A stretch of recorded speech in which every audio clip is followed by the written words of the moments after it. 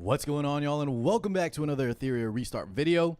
This is the final day, the final minutes actually of the open beta ending. Now I do have access to the test server, so I can still jump over there, and if we want to make more guides before the game launches officially on June 5th, I can definitely do so. But I did want to just, kind of give a last hurrah for my account, and in this video I want to discuss with you guys probably my progression path going forward in terms of who I'm going to be using, which characters I'm going to be picking, either through my selector and the SRs to focus on. We're going to go over all that because I think it is one of the most important things when the game officially launches. All right, you can see this message up here. So sad the servers are about to go down. But I did hit level 50. We experienced most of the game, and I do want to share a little bit of that knowledge with y'all. So let's go ahead and break it down and talk about these characters. We're just going to use the archive here that shows all the characters in the game. So let's first talk about the selective summon, who you're going to grab, and most of the guides are going to talk about grabbing Tiamat. Now, Tiamat is definitely a good decision, but I don't think it is the decision or the choice for everybody. She's going to be extremely strong, so if you like her and you don't want to think about anything else, you can pick her up, and I promise you won't regret it unless some kind of balance patch change that nerfs her goes live before the official release on June 5th, in which case I'll make another video, okay? So don't worry about that. But in case nothing changes, Tiamat is very strong. All those content creators or other guys you're looking at, those Pride win lists, are still correct on that. I just think that, it's a little more nuanced. There's more info to discuss here, and she's not going to be the pick for everybody, all right? What I've actually seen is a lot of the players that did play in this open beta have actually shifted and are starting to look at other units like Rilmocha here, who's going to be one of the most insane and premier DPS for areas like the Doki Doki Threshold, which I can show you guys real fast in case some of y'all are watching without any clue. Maybe you haven't even played any of the betas yet, but the Doki Doki Threshold is the thresholds are like your hunts in other games, your raids, where you're going to get the equipment drops, right? So obviously in these turn-based PvP style games, equipment is one of the most important things. You're going to grind these forever, and namely these two right here, the Terramaton and Doki Doki. Terra will be kind of your attack focus gear, and Doki Doki will be like your speed gear, just in general. There's a lot more sets, obviously. Aurora we're not going to really talk about because I think this is a lot for endgame stuff, and it requires some other type of units that we're not really going to focus on, at least in the beginning, because I don't think they're needed, and instead we should focus on these two thresholds, okay? So if you hear me mention that, I'm talking about these two bosses. This is where you're going to spend a lot of the farming in your early progression. Heading back to the Animus page here, let's go and check out the other characters. So Tiamat, definitely good, but Rilmocha is going to be your premier unit for like fast clears, especially in areas like that Doki Doki for your speed gear. The way her kit works, if you invest in her skill 3, she is by far like the easiest unit to clear a lot of content with. She just decimates enemies, whereas Tiamat's going to be more of a slow burn where we're going to grind them down relentlessly, and we're going to probably need a healer with her as well. Not probably, we're going to definitely need a healer sustained kind of unit with Tiamat, whereas Rilmocha can sometimes work without a healer if you want to go for like pure crowd control, just because the damage she can deliver is a lot higher. Now, the last choice I would say, and the least experience I have though, but I know how powerful this unit is, and I've seen other people talk about maybe they're going to go for him on a selector, is Hellkid. So kind of how Tiamat can work for Doki Doki, as well as, Rilmocha can work for Doki Doki Threshold. Hellkid is going to be insanely strong for areas like Terramaton, which is another important threshold to farm early. This guy also is amazing in PvP. He kind of just does everything you need in a unit, between survivability, between damage, and he has that premier spot in that PvE threshold, which you're going to want to farm a lot as well. So I think if you go between Tiamat, Hellkid, or Rilmocha, I don't think you can go wrong. From what I've seen, for people that just want to, not really think too hard, min-max too much, just go for a unit like Tiamat. Rilmocha, if you know what you're doing and really want to maximize your speed clears especially, and just have a damage dealer that does a lot more in terms of direct damage, go for Rilmocha. And then I think Hellkid, one is just kind of like the opposite of Tiamat. He'll work for the Terramaton threshold, but they kind of fulfill that sort of, just role where you have an unkillable unit that just does really well in certain areas of the game. So those are the three, I think, SSRs that you should use from your selector. But let's go ahead and just talk about the summon strategy real fast that I'm going to employ, and I think you guys should as well. So if I go over to where's the summon page here? Right here. The permanent summon, obviously I already picked it, so I can't show you all here, but you will be able to select a unit, which is why I was discussing those three characters. But my suggestion would be, if you are, do plan to use the rebate in this open beta where they're going to give you bonus currency, or if you're going to spend it all, right, on launch, I would highly suggest that you guys do some good amount of summons here on this banner. There's just general purpose banner. See who you get, and then use your selector later down the line to kind of fill the gap. So let's say like you get a Tiamat early, for example. Then obviously we don't need to pull with our selector, and we can go for a different unit like Rilmocha. Or actually I would go maybe something like Hellkid, so that we have a strong no thinking unit needed for both the two most important PvE thresholds in the game, the Doki Doki and the Teramaton, right? You could also just go instead, let's say you want a strong opener that's good with like defense breaks, has a ton of utility. You could go for something like Kloss. I think at that point, right, you just want to fill the gaps in your account that you're missing. And I think utilizing by the selector by waiting as long as possible is the play. I know you want to rip it early to see who you get, but I highly suggest, guys, to wait as long as possible, because you might regret pulling a dupe in this game. Excuse me. Dupes are not nearly as important in this game like other games. So the other banner I want to talk about here is the Freya Banner, okay? And I kind of went back and forth on how much I like this unit, how strong she is in general, but I'm 100% going to be pulling on the banner, and I highly advise you guys as well, especially those of you that aren't free to play. If you're pure free to play, I think you can probably get away with using units like Chiaki the Echo. I'm going to discuss her later when we go over the SRs. But I think Freya is just extremely strong. Once again, the units that I'm focusing on here are good in a lot of areas of the game. This unit especially, you don't really need to invest into her, at least early. I think she does her job extremely well between combat readiness, or excuse me, turn meter, manipulation. She has attack up for the team, which is very important. And then of course the buffs, right? She can cleanse, she can provide a little bit of like healing, indirect sustain, I could say. She kind of does a lot as just a support unit in general. Good in PvP, good in PvE, good in a lot of those thresholds I just talked about. She fits well into just a lot of areas, so definitely going to be pulling on her banner, and I think you guys should as well. Okay, so we talked about some good SSRs to focus on. The last one I just want to discuss real quick is Lian, who's going to be a free SSR that you get at the start of the game, and you're going to need to invest into her kit, which I want to show you all here in the Hyperlink Charter, which is kind of just like a guide. You do these achievements and you get some insane rewards, right? It's really, really fun, and I think this is one of the best designed parts of Etheria, is just completing all these challenges. But one of the challenges here is things like upgrade any of Lian's skill 2 times. Lian equips an epic shell. Deploy Lian to defeat Hard Fabian, right? Just as an example, the game really wants you to use this character, almost forces you, honestly, because these rewards are too good to pass up. So if you want to progress here into the later stages of this like achievement path, the early part makes you invest into Lian, especially things like this. Where is it here? The upgrade any of Lian's skills 2 times. Okay. Now, if you are also new and don't know about the skill progression, it's this kind of wheel here. They call this the prowess, and you need to use these very rare resources called perfect lattices. Okay. There's other lattices which we'll talk about for the lower rank characters, but this is kind of your Molagora if you guys come from Epic 7. If you come from another game, I know there's like skill enhancements that you need, and these are going to be time gated. You can't really get them too often. You need to get them through specific areas, through the cash shop, and even in the cash shop, they're very limited as well. Just very, very hard to acquire, so be very careful with them. The thing is, though, Lian is such a good unit in general that I think investing into her is not a problem. As you can use her as one of your main DPS for all the PvE scenarios I talked about. You can use her in PvP as well. Sorry, I shouldn't say all the PvE. For example, she can be used in Teramaton. You probably don't want to bring her to areas like Doki Doki. But she has, her role in endgame PvE. Has her role. She can be used very well in PvP as well. And worst case scenario, let's say you get like a Messiah or a different damage dealer that you want to invest into later.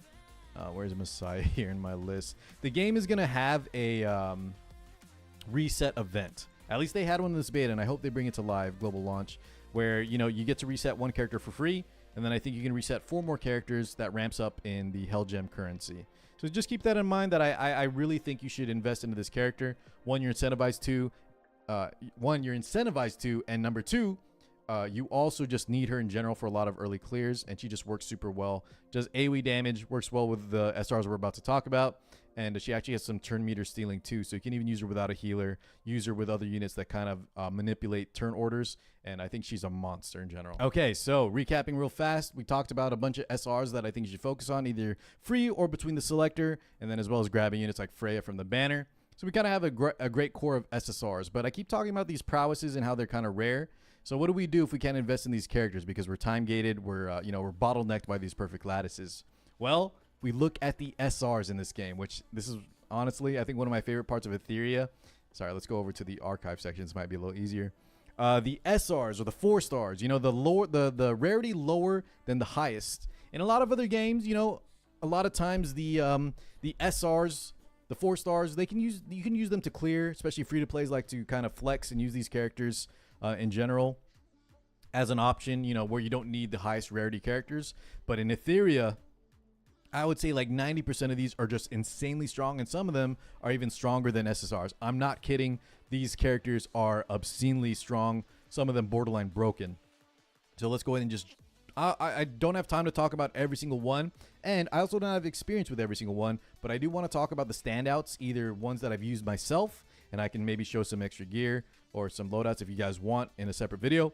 But in general, I want to talk about the ones that really helped me, the ones that I'm going to focus on, as well as the ones that I just know are good, either by fighting them or seeing them used in like some of the speed clears and stuff like that. So starting from left to right and talking about obscenely broken, let's start with Marvel here. Marvel. This guy, a lot of people think are going to get nerfed because he's just so absolutely broken that if he does get nerfed, we're going to have to remake this video and talk about, you know, the changes that go through. That's going to alter what I suggest for you guys. That's going to alter me building him. But in general, if he doesn't get touched, every single one of you watching, no matter if you're a whale, a free-to-play, should build this character.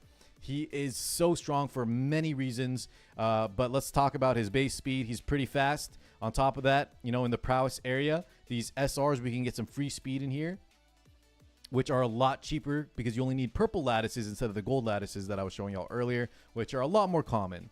You still will be time gated and bottlenecked in purple lattices, but you'll have a lot more of them than the gold, so you can be a little bit more... you know, you can use them a little more freely. Marvel, though, in general, is just extremely strong because his speed, and on top of that, he has crazy turn order pushback, target turn meter pushback, and then he also applies a speed down. So essentially, if this guy gets a turn at all before you kill him, he's going to control the entire enemy field, and I'm talking PvP and PvE, okay? In PvP, you push your entire enemy team back, speed them down, and then you just cleave them to death, right? You don't even need to cleave, really. You just have so much time with the 3 of your other units to do whatever you want to your opponent. PvE, it's almost the same thing. This guy will control the boss. He'll push them all back, hit them with that speed debuff, hit them with that res debuff, and then even beyond that, he'll start finger gunning them with his S1 and pushing their stealing the turn meter on top of that too. He also has a silence just for more utility if you need it. But honestly, the S3 and S1, just cycling this, he cycles so fast between the speed. You give him some speed on himself as well, and this guy just is stealing enemy turns. He's controlling the battlefield, stopping your enemy from ever taking turns. Absolutely broken. I hope he, you know, I kind of hope he does get nerfed, but at the same time, if he doesn't, I'm definitely going to be abusing this character, and you guys should as well. Okay, enough harping on Marvel. Valerian is a character I didn't get to use personally, but I know is very strong. I've seen her using some of the top speed clears, and her main claim to fame is she has invincibility. Okay, beyond being a healer, which you're gonna want some form of sustain in general. But this character, the specific thing for her is the invincibility. Okay. My preferred choice is actually going to be, though, we're going to skip ahead here real quick, is Green Sonya. And the reason I like her over units like Valerian is that her passive, at the end of every one of her turns, she just heals 2 of the lowest HP units. Why this is good is because no matter what, even if she's silenced, even if she's stunned, her heal will go off. So every time she just takes a turn in general, she will heal no matter what. If she's frozen, if she's stunned, if she's silenced, she's healing. And I think that's just really, really easy to use. The other big reason, instead of invincibility like Valerian, she's going to have a revive, which I found very good if you want to press auto. Which, you know, when we're farming those areas I talked about earlier, the Terramaton, the Doki Doki to farm, all of our endgame gear, you know, you don't want to be manualing every run. You're going to go insane. You're going to have to do hundreds, if not thousands of these runs. Having a character that can revive when, you know, some bad RNG kills off one of your characters, she'll be able to kind of salvage that run by reviving those key units. So I think Sonya is definitely worth an investment. But you could also go Valerian as well. Just make sure you have one form of sustain, and especially if you play Tiamat, you might want even more units that can sustain. I do want to mention Ling Luo real fast. I didn't talk about her in my SSR discussion, but this character you'll get for free on day 7. You just got to do some easy achievements, log in 7 days in a row, and do whatever the missions they give you, and you'll get this character as well. That being said, we talked about the gold lattices and how they're expensive for SSRs. The gold lattices being the unit, the item you need to upgrade these specific skills here. And I think until you invest in this character, until you invest in a lot of SSRs, the SRs are going to beat them out because they're cheaper and easier to invest into, okay? So keep that in mind. My Sonya is a lot stronger right now than Ling Luo because, one, she can heal while she's stunned, like I was saying, but two, she's just a lot easier to invest into, so she's going to overperform until I fully max out Ling, for example. All right, so those are the sustain units. Dorothy I think can sustain too, but I don't really think I think the other healers are much better. Victor I've seen in some speed clears, but I think he needs units like Lily to really pop off. But just keep an eye on this guy. I've seen him destroying PvE content from certain players. Catchy the Guard, I think some people are talking about him. He has like a 2-turn immunity, so maybe like a PvP unit, maybe in some weird PvE stages. D-Ting, I know as well, is a very strong nuker. I've seen this guy pull off some great stuff in PvP, and I think he's actually good on certain nuke stages as well for PvE, so keep an eye on him too. A lot of you guys are going to like his kit. He's got like a sniper style ability. We talked about Sonya. Let's talk about Gray real fast. Gray you're going to get for free in this guy. I highly recommend all of you watching. If you don't want to think about anything, just build this character at the start of the game. You won't regret it. His kit is just tailor-made to be extremely easy to use and extremely strong. Crit rate up for all those DPS I mentioned, like the Lians, the Rilmochas. Give your team free 30% crits. And then as well, he has an AoE defense break. Now you do want to skill invest into it to get the defense break chance and the turn order reduction on skill 2 and skill 3. But once you get that, he starts cycling like a madman, starts giving crit like every other turn to his team, and then also AoE defense breaking. Also, his damage is pretty respectable too. I like to build him on a hybrid damage plus speed build. And beyond that, he also has a little bit of turn meter manipulation. Highly recommend you build him. Very, very strong in PvE and early PvP as well. Chiaki the Echo, I kind of mentioned earlier. I think she competes for a role with like Freya with some niche standout areas. Like she's better than Freya in certain PvE content. But I think I plan to just use Freya. I tried her out for a little bit, and while she's good, I think the reliability and the extra sustain from Freya might be overall better. But I know there's people that swear by her, and I think when you fully invest and really utilize your kit well, she can beat Freya out in a lot of content. So don't get me wrong, Chiaki the Echo lovers. I just don't think I'm gonna need her going forward, but I know she's definitely worth investing into. Tsutomu, I think, is one of the few that just probably is not good, probably needs a buff, so we won't talk about him too much. Kazuya the Reverie. Let's talk about this character real quick. I believe at level 10, you're going to get an achievement box. In general, you're just going to get a box in your inventory in the early stages of the game that's going to give you a selector between 3 units. I think it's Kazuya, Tyrandot, and one other character. Definitely just pick Kazuya because you're gonna want this character for the Doki Doki threshold that I keep mentioning. She has just some of the best crowd control effects in the game and cycles through them pretty quick between S3 and S1. Her S2 also has a crowd control passive. She can sleep without waking them up. But in general, this unit is just very good for the Doki threshold, so definitely pick her up and use her there. I do want to jump to Kraken real quick, which also can be used in the Doki threshold because of his massive amounts of crowd control. Just real fast, the Doki threshold, you need to crowd control the enemies to remove their defense buff, and then you can start killing them. But Kraken is going to be nice because you can use him in PvP as well. High base speed, SR, so easy to invest into. And then his crowd control, unlike Kazuya, is a hard freeze, unlike a sleep, right, which can wake up. So for PvP, I think he shines better than Kazuya there. And on top of that, he does have access to defense break on his skill 1 as well. Viper is going to be kind of nice if you plan to play Tiamat, if you want that extra crit damage reduction. I think one of the few units that has direct mitigation in his kit. So keep an eye out. I definitely plan to build this guy for PvP shenanigans. I like playing tanky, but I will start playing speed at the start of the game for PvP. Obol I know can be good. Oboro, I think she's amazing looking, but I don't know how good she is in game. I haven't seen too many people use her. RC77 definitely has some utility, so keep an eye on him. Rin Unbowed is kind of a speed scaling damage dealer, so some people might pick her up for certain shell bosses as well as endgame content, PvP as well. Yang I haven't heard too much on. We talked about Kraken. And the rest of the row here, I don't think I wanted to... Oh, no, that's not true. I do want to talk about Dina real fast. This might be the last character we really discuss. Dina competes with Gray as your AoE defense breaker. She's going to be better in certain areas like Terramaton just because of element typing, I think. And on top of that, she works well with defense breakers like Gray as on top of that too, because if you look at her kit, if your enemy already has defense break, so let's say we apply it with someone like Gray, we start scaling into other effects like vulnerable as well as erosion. So Dina, I think, does take a backseat in the early game to Gray because Gray can cycle through his kit, I think, a little faster because he takes an extra turn. And on top of that, Gray has that crit rate up, right? 30 free crit, I think, is super useful for newer players that, you know, at the launch of the game, 30 crit for your carry is just a lot of free stats that we can instead invest in attack and crit damage. So for those reasons, I think Gray is going to be a higher priority, but people I have seen use Dina very, very well in PvE and PvP. So keep an eye out on her as well. And keep in mind, she can be used with Gray or other defense breakers too. All right, guys, I think I've talked a ton, but units like this, even this R rank number 41 here can be used. Just the idea is that in Etheria, a lot of these characters are very, very good. And keep in mind, the biggest thing to take away from all this is that the SR characters are really strong, number one, but two, are also cheaper to invest into. So you should have a core few, right? At the start of the game, just have only a few SSRs that you're really looking at to invest in.